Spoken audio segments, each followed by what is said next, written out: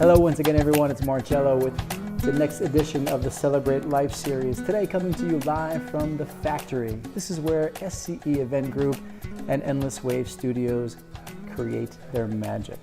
It's really cool today because I'm with a friend of mine, fellow avid surfer, and just a big fan of his work and his artistry, Mr. Greg Lassik. Thank you. Nice to see you, sir. It's How are you? I can't thank you enough for having me on. This is awesome. My pleasure. So now if you've been following the blog, then you absolutely know Greg's work because we featured it a bunch of times. And I think it was a few years back when it was you, Jason Jani, Kim Sazzi were at the Venetian for Rose and Joe's wedding. Okay, I remember it. And I see this guy, and he's got this full body rig on of gear. I'm like, what is this guy doing? Yeah. But then I see the footage, the same day edit that you created, and then the final product. And I felt like I was at the IMAX theater in New York City. Wow. I was like, this guy is onto something. And that is when I learned the difference between videography and cinematography. Yeah, I mean, that same day edit, like, there's nothing like it, and we've been doing it for a long time now, and it's kind of second nature to us. Right. So I don't want to say it comes easy, but it's a lot easier now than it ever was, and I feel like we're getting more in depth with the story and things like that, and then showing it at the reception, especially like tied into the way like SCE Event Group delivers that and stuff like that. It's all about the delivery and how it's set up, and they do a great job of that when we work with them. So let's go with delivery and setup and actually being on site now. Yeah. So you and I spoke a few weeks back, and we talked about timing is everything. And tell everyone, what are some of the things that you've done that make a bride and groom's wedding day not only better, but less stressful and therefore more enjoyable? The number one thing is scheduling. People have no idea how to schedule their day. Right. And having been in this industry for 13 years now, in the wedding industry, I kind of know what time you need.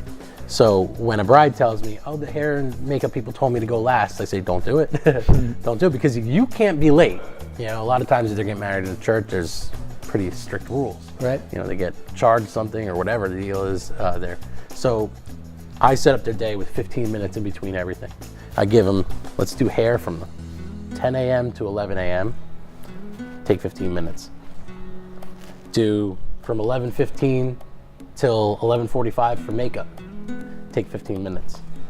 At noon, let's get in the dress, or let's open the gift, or whatever comes next, and then we'll get in the dress, and then I'll get to the church or to the ceremony site about an hour before your ceremony starts. And this way I have time to get all the gear in, and have time to be able to at least get shots of the place empty or something like that, because a lot of times people show up a half hour before the ceremony starts, and you don't get that shot.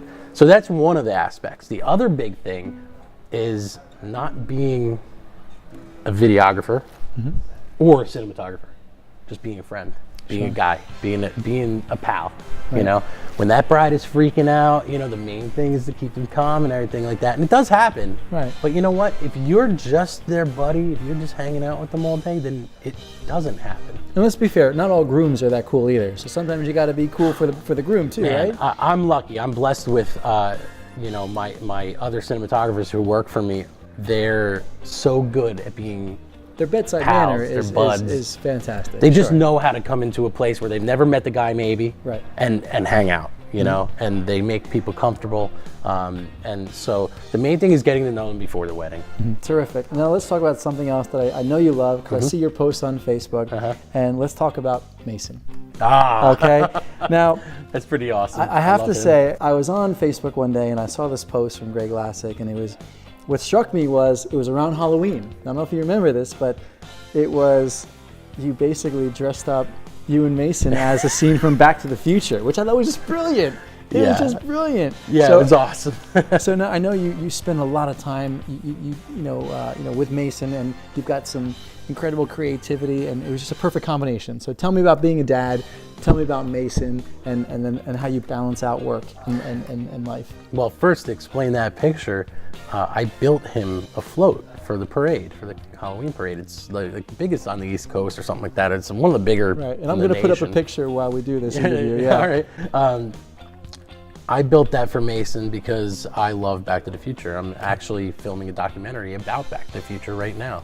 Really? I am, yeah. And it's something that we raised the money on Kickstarter.com, and we are making a movie, and it's going to premiere in Hollywood on the Sony lot at their 30th You're not anniversary. messing around here. Okay, wow. So it's kind of a cool thing. So I wanted to show my son something that was really the most timeless movie I can ever think of.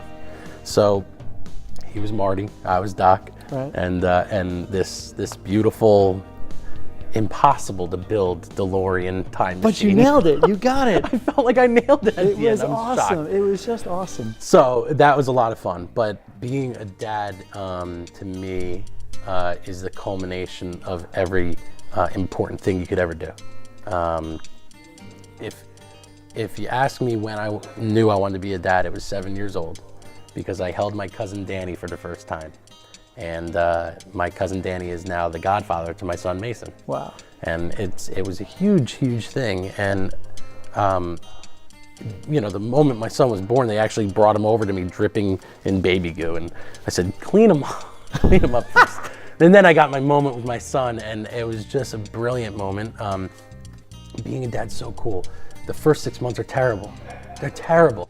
You're changing diapers and the kid's throwing up on you every second and things like that, but they're beautiful too. Mm-hmm. 6 months old is when I fell head over heels in love with this boy, and he became everything, in a different way than the first 6 months. It was just special seeing him develop a personality, and now he's 2, and he has this glow, and I think it's a little bit of my dad in him, who passed away in 2011.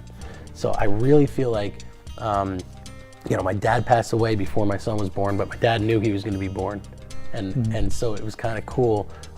In fact, I have a tattoo of a phoenix rising from the ashes. Okay. And so that's for my dad and my son.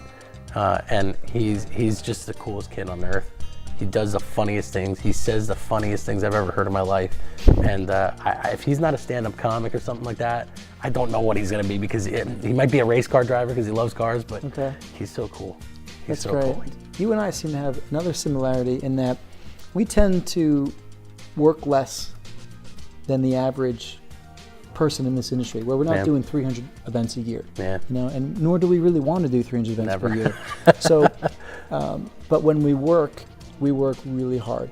Yes. Like we're all in 100%.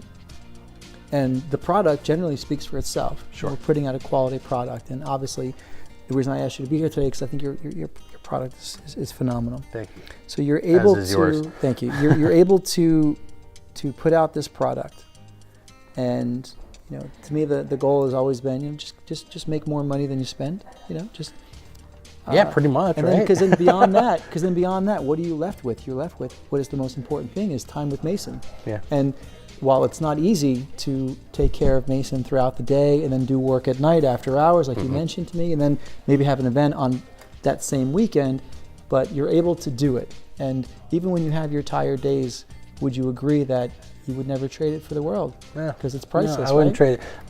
I'm living the dream, because the dream is to be able to spend time with your kids, right? And not slave away at a job that you hate. Sure. I love my job. I work really hard and long hours most of the time, but I wake up when my wife is working. I take my son to school in the mornings. I spend a couple hours with him in the morning. I spend a whole ton of hours with him in the afternoon. Mm-hmm. There's a ton of time spent with my family in general. I'm lucky.